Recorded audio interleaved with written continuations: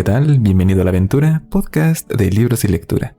Yo soy Bosco y este es el episodio extra número 8. En esta ocasión hablaremos acerca de la vida de H.P. Lovecraft. Acompáñame y conozcamos juntos más acerca de este autor.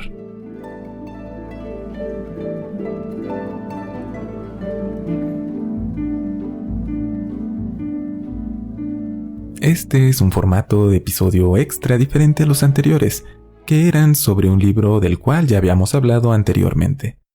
Hablar específicamente sobre un autor y sobre los libros que escribió es algo que me habían pedido algunos escuchas, así que he pensado que no es mala idea probar.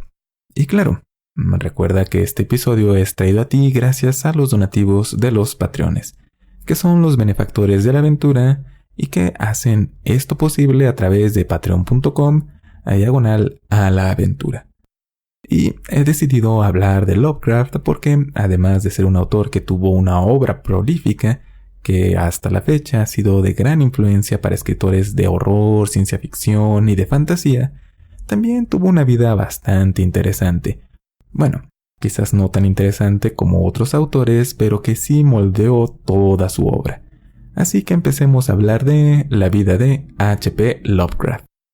Howard Phillips Lovecraft nació a las 9 de la mañana el 20 de agosto de 1890 en la casa de sus padres en Providence, Rhode Island, en los Estados Unidos. Este lugar, Rhode Island, es un estado que se encuentra en el norte de Estados Unidos, en la costa este. De hecho, este es un lugar vecino al estado de Nueva York, así que es uno de los que tienen más historia en ese país. Fue una de las colonias británicas que dieron origen a los Estados Unidos. Y creo que esto es importante, porque es un lugar rodeado por el océano, con edificios muy antiguos y con muchas tradiciones, algo que sin duda influyó en Lovecraft. De hecho, la familia de Lovecraft era una que ya tenía algo de historia en los Estados Unidos, pues hay registros de que en 1630 los Lovecraft llegaron a América. El padre de Lovecraft, llamado Winfield Scott, era un vendedor viajero, de esos que existieron durante mucho tiempo, que iban de una ciudad a otra, de pueblo en pueblo, vendiendo productos puerta a puerta, de tienda en tienda. Sí, un poco como Gregorio Samsa de la Metamorfosis. Desafortunadamente, el padre de Lovecraft sufrió un colapso nervioso cuando nuestro futuro autor aún tenía solamente 3 años de edad. El padre de Lovecraft, después de esto, pasó 5 años en un hospital hasta que falleció. Al joven H.P. Lovecraft se le dijo que su padre pasó esos 5 años paralizado, en estado de coma. Lo cual suena algo horrible, pues a los 8 años que tenía en ese entonces Lovecraft seguro que ya podía entender suficiente como para darse cuenta que estar confinado a una cama sin poder moverte en lo absoluto es algo aterrador. Aunque en realidad su padre murió de sífilis que se extendió a su sistema nervioso. Así que en realidad su muerte no fue tan dramática como esto porque, pues, la sífilis es una enfermedad que generalmente se transmite de manera sexual. Pero esto, de todas maneras, no cambió la influencia que la muerte de su padre tuvo en la vida de H.P. Lovecraft. Porque después de esto, la madre de Lovecraft, 2 de sus tías y su abuela, una mujer muy metida en la industria y que de hecho tenía renombre en la región, se hicieron cargo de nuestro joven escritor. Y digo joven escritor porque Lovecraft fue un niño muy precoz. Él ya leía a los 3 años y escribía a partir de los 6 o 7 años. Y por escribir me refiero a que escribía cosas completas, no solamente que podía escribir. Desde muy pequeño leyó Las Mil y Una Noches, esta colección de cuentos tradicionales del Medio Oriente entre los que se encuentran las historias de Aladino, entre muchas otras. Además, ahí están presentes los Djinns o genios, que son seres mágicos con poderes cuasi cósmicos más allá de la comprensión humana. Esto también, como te podrás imaginar, influyó en nuestro autor. El Necronomicon, este libro ficticio o mágico, pues tiene un origen árabe, y que se supone que este libro también contiene conocimiento prohibido sobre seres mágicos con poderes no cuasi cósmicos, sino cósmicos. Así que esto esta lectura cuando era pequeño fue determinante. Bueno, y de paso, la abuela de Lovecraft, que fue de las personas más influyentes en su vida, le encantaba leerle y contarle a su sobrino historias de lo raro y lo misterioso, con un toque gótico. Puedes imaginarte que son historias similares a las que inspiraron o fueron inspiradas por Frankenstein de Mary Shelley. Estas historias fueron motivación para que Lovecraft, aún un niño, empezara a escribir sus propios cuentos. Algunos que sabemos que existieron, pero que desafortunadamente no contamos con copias de ellos. Lovecraft, además de esto, fue un niño enfermizo, aunque muchas de sus enfermedades parece que tenían más bien un origen psicosomático. Es decir, su estado mental era lo que desencadenaba los síntomas o lo hacía propenso a enfermarse. Como dicen las tías y las abuelas, y también los tíos y los abuelos, era un niño nervioso. Casi no asistía a la escuela, pero leía montones de cosas por su cuenta. Era un niño autodidacta. No solamente leía ficción, sino también ciencia, en especial química y astronomía. Sí, los astros, el universo, el hogar de su panteón de dioses antiguos. Desde chico tenía interés en este tema. Y en 1906 publica por primera vez algo, de manera formal, una carta a una publicación sobre astronomía. Y poco después, escribe su propia columna sobre este tema en un periódico local. Y este no va a ser el único periódico en el que escribe durante este periodo de su vida. Termina escribiendo durante estos años para otros 4 periódicos, siempre sobre astronomía. Y todo esto ocurre después de que en 1904 muere su abuelo.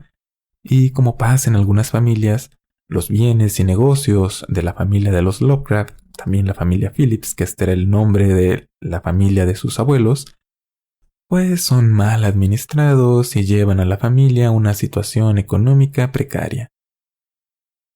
Su madre y él tienen que abandonar la antigua mansión victoriana en la que vivían, lo cual le impactó tanto a Lovecraft que se dice que incluso pensaba en suicidarse.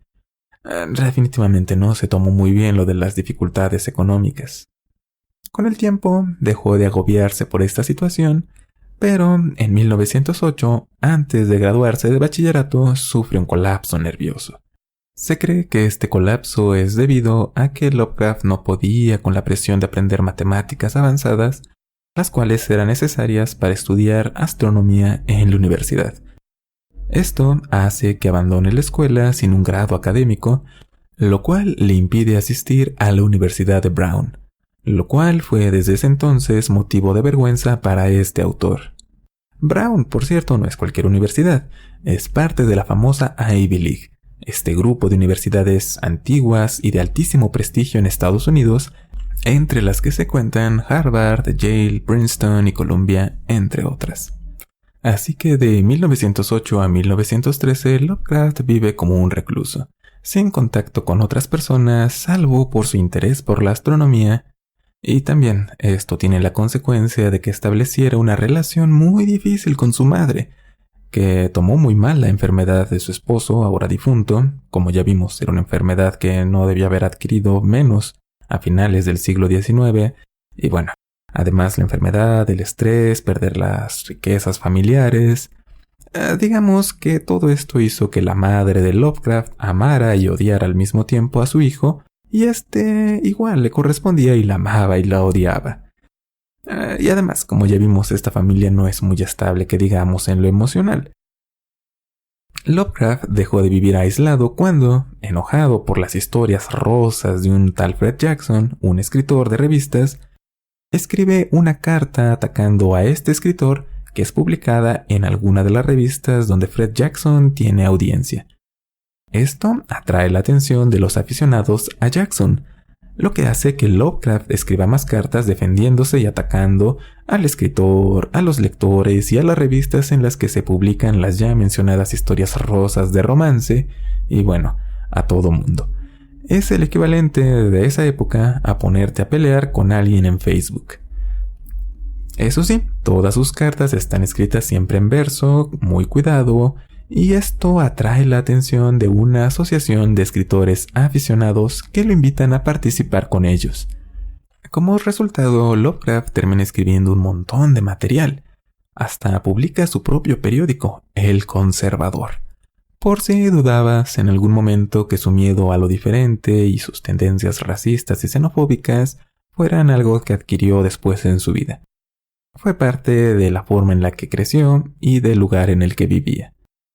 Lovecraft escribió prolíficamente artículos, poesía, ensayos, pero no ficción. Terminó incluso convirtiéndose en el presidente de esta asociación de escritores aficionados. El mismo Lovecraft contaba que haber descubierto que escribir era algo que podía hacer le dio sentido a su vida. Y realmente evitó que se convirtiera quizás en un ermitaño que muriera solo y sin haber hecho nada con su vida. Y ahí también empezó a escribir ficción después de algunos años de no hacerlo. En 1917 escribe La tumba y Dagón. Así, siguió escribiendo historias de manera esporádica hasta 1922. Y de paso, escribiría también un montón de correspondencia con sus colegas y amigos. Sí, creo que Lovecraft se hubiera sentido como en casa usando Facebook o Twitter. Era un escritor de cartas tan prolífico que es considerado como uno de los más grandes del siglo XX, al menos en Estados Unidos. En 1919, la madre de Lovecraft sufre, un colapso nervioso. Su salud de por sí ya era mala, así que esto la obliga a ser ingresada a un hospital, lugar que ya nunca abandonaría, pues muere en 1921, producto de una cirugía mal realizada. Esto también tiene un efecto devastador en Lovecraft, pero hace un poco de fuerza de voluntad, se repone y asiste a una convención de periodistas en Boston, lo cual resulta ser afortunado porque ahí es donde conoce a su futura esposa, Sonia Haft Green.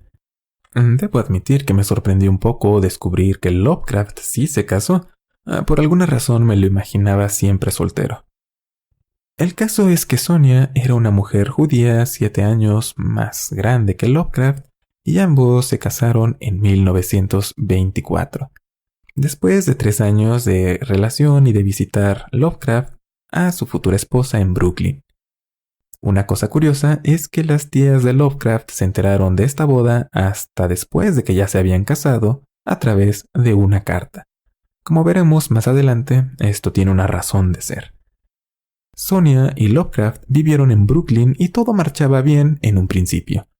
Lovecraft ya era colaborador frecuente de distintas revistas, como la famosa Weird Tales, o Relatos Raros en español.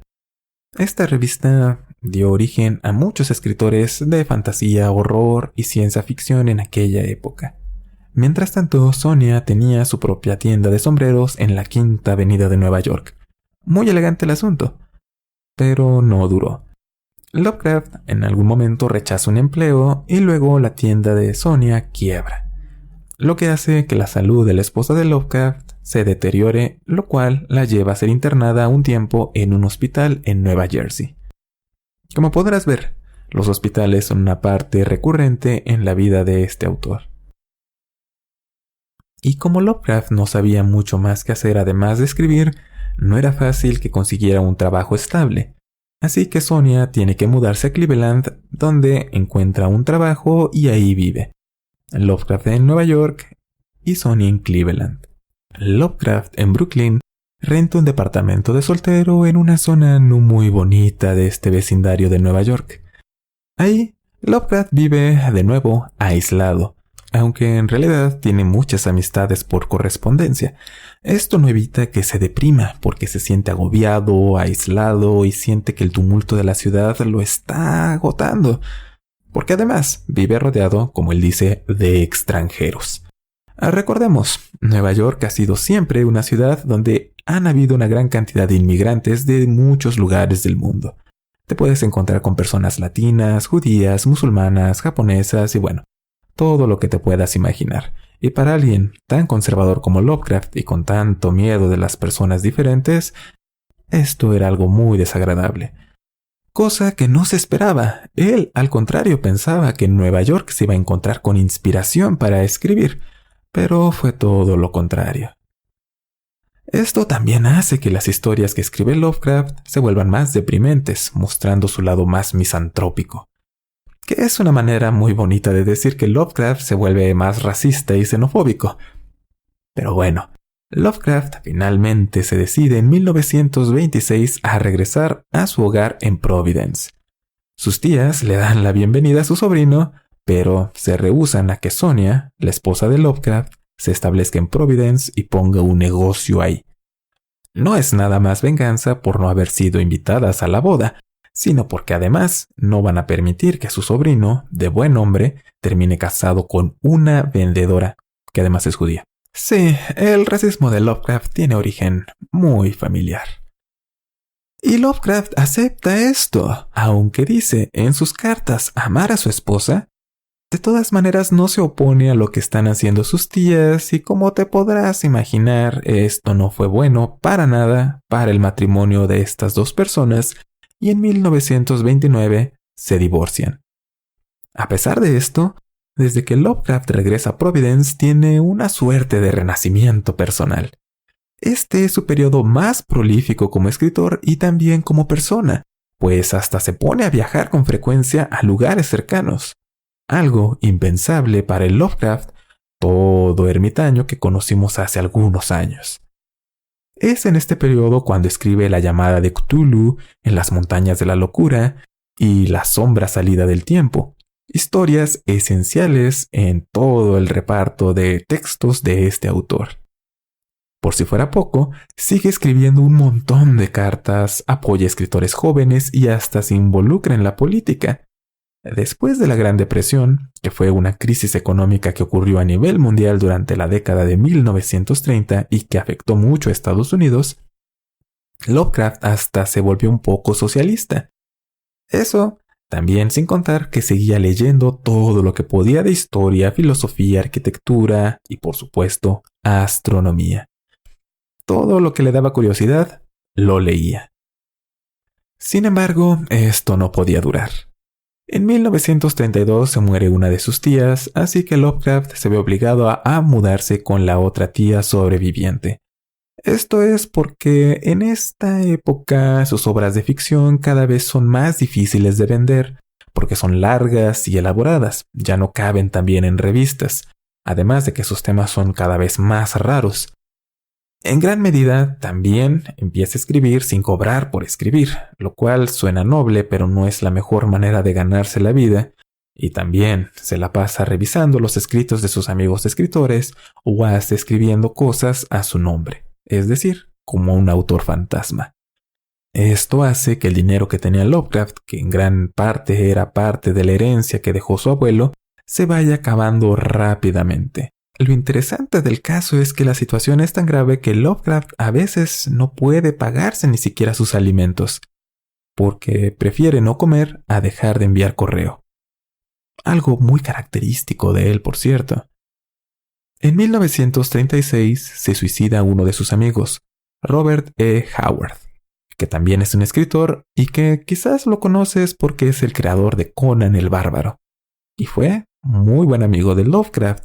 Tanto que Howard decía que el mito de Cthulhu y de todos los dioses antiguos eran canon en el universo de Conan el Bárbaro. Pues esto también fue un evento que dejó a Lovecraft en muy mal estado mental. Pero para este entonces, Lovecraft ya padecía de cáncer intestinal y estaba en un estado tan avanzado esta enfermedad que ya no era posible tratarlo de ninguna manera. Lovecraft intenta vivir con el dolor de esta enfermedad por un tiempo, pero finalmente en 1937 tiene que ser internado en el hospital Jane Brown Memorial. Y ahí fallece el día 10 de marzo del mismo año, 5 días después de haber sido internado. Después, los restos de H.P. Lovecraft son enterrados en el cementerio de su familia. Y esto es algo que te puede sonar raro, pero hasta poco antes de morir, ninguno de los escritos de Lovecraft había sido publicado en forma de libro. La única excepción fue una edición poco afortunada de La sombra sobre Innsmouth. Toda la obra de este autor se había encontrado solo en periódicos y en revistas, así que después de su muerte, dos de sus amigos fundan Arkham House, un sello editorial dedicado explícitamente a preservar el trabajo de Lovecraft, de darle un tratamiento digno a su extensa producción editorial, tanto ficción como no ficción. En 1939, Arkham House publica El Intruso, y este es solo el inicio. Gracias a esta iniciativa es que la obra de H.P. Lovecraft llega a nuestros días y es fácil de encontrar. Y sí, también la extensa correspondencia que escribió este autor durante su vida es preservada, así como sus ensayos y poemas, los cuales también podemos encontrar gracias al trabajo de Arkham House. Así que aunque Lovecraft murió sin mucho dinero que digamos, sin ser reconocido por muchos de sus contemporáneos y enfermo, pasó a convertirse después de su muerte en un referente del horror moderno. Es difícil imaginarnos un mundo donde no existe el panteón de dioses antiguos, entre los que se encuentra Cthulhu, o sin las aventuras de Randolph Carter o el enigmático Necronomicon. Y como podrás ver, que la infinita magnitud del cosmos figurar en la obra de Lovecraft tiene sus orígenes desde que él era muy joven, con su interés por la astronomía. Y que su familia, incluido él, sufrieran de distintos colapsos nerviosos, seguramente tuvo mucho que ver con que un tema de la obra de este autor sea la locura. Y ya mencionamos un poco por qué el racismo y miedo a lo desconocido, un poco su historia familiar y un poco sus experiencias de vida. Y es interesante cómo solo en su hogar, en Providence, el primer lugar que conoció, Lovecraft parecía sentirse feliz.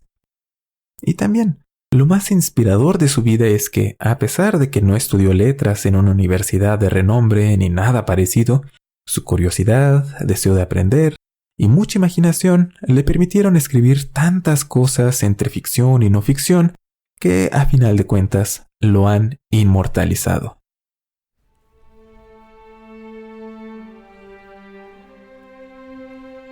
Y así concluye este episodio extra. Como siempre, dime qué te ha parecido. Si prefieres este formato o prefieres la narración de un libro completo o alguna otra cosa, puedes hacerlo fácilmente visitando alaventura.net. Ahí están todos los enlaces para ponerte en contacto conmigo a través de Facebook, Twitter, correo electrónico y algunos otros medios. Además, ahí te vas a encontrar con los episodios de podcast sobre los libros de H.P. Lovecraft. Ya hemos hablado de En las montañas de la locura en el episodio 11 y de La llamada de Cthulhu en el episodio 57. Además de que el primer episodio extra fue sobre este libro. Y de nuevo, muchas gracias a los Patreones. Gracias a Susana Calet, Víctor Santín, Ana Lobo, Alfonso López, Gabriela González, Chesir, Edra RMZ, Ax, Karel Cornejo, Daniel de la Torre, Eduardo, Edurne Gamboa y Estivali Salazar, que fueron los Patreones del mes pasado y que hicieron posible este episodio. Todo mi agradecimiento para ustedes y también para ti que estás escuchando. Como siempre te lo digo, este podcast no sería nada si tú no lo escucharas. Podrías estar haciendo cualquier cosa, pero lo estás escuchando, así que gracias de nuevo. Y esto es todo. Que tengas un excelente día. No dejes que nadie te convenza de que no eres especial. Mira todo lo que logró Lovecraft simplemente demostrando que era una persona única a pesar de lo raro que era. Y tú también eres especial. Hasta la próxima.